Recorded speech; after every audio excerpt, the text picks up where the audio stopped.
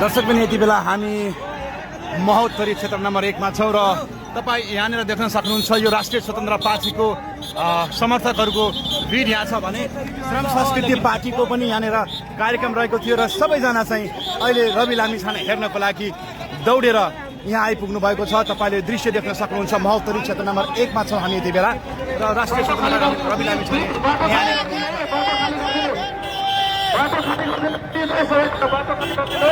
हल्का बाटो खाली गरिदिनु होला सबैजना। बाटो खाली गरिदिनु बाटो खाली अगाडि बाटो खाली गरिदिनु बाटो खाली गरिदिनु। कार्यक्रममा भेला भएका होइनौ, हामी इतिहास लेख्न भेला भएका इतिहास लेख्न र इतिहास लेख्न यहाँ प्रमोद कुमार महतोजी मसँगै हुनुहुन्छ। लेख्ने छ उहाँको साथमा एउटा यस्तो असल उम्मेदवारको लागि म यहाँ खडा हुन आएको छु। यो सदनको संघीय संसदमा तपाईँले तपाईँका मुद्दाहरू यसबाट एकै सेकेन्ड है म 2 मिनट मात्र बोल्छु, धेरै बोल्दिनँ किनभने अब बोल्ने भन्दा गर्ने दिन आउनु लागिसक्यो। कतिले बाँकी छ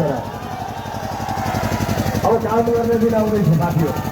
काम गर्ने जनताको लागि काम गर्ने अब जनताको सरकार आउँदैछ। जनताको सरकारका लागि तपाईँहरू तयार हो कि यति कुरा बताउनु होला। यहाँ मान्छेले के भनिरहेका छन् भने भोट चाहिँ माग्नु पऱ्यो अरे तपाईँको पार्टी खुट्टै प्रत्यक्ष छुट्टै भनिरहेको छ। त्यस्तो गर्न हुँदैन। यो पटक इतिहास लेख्ने हो भने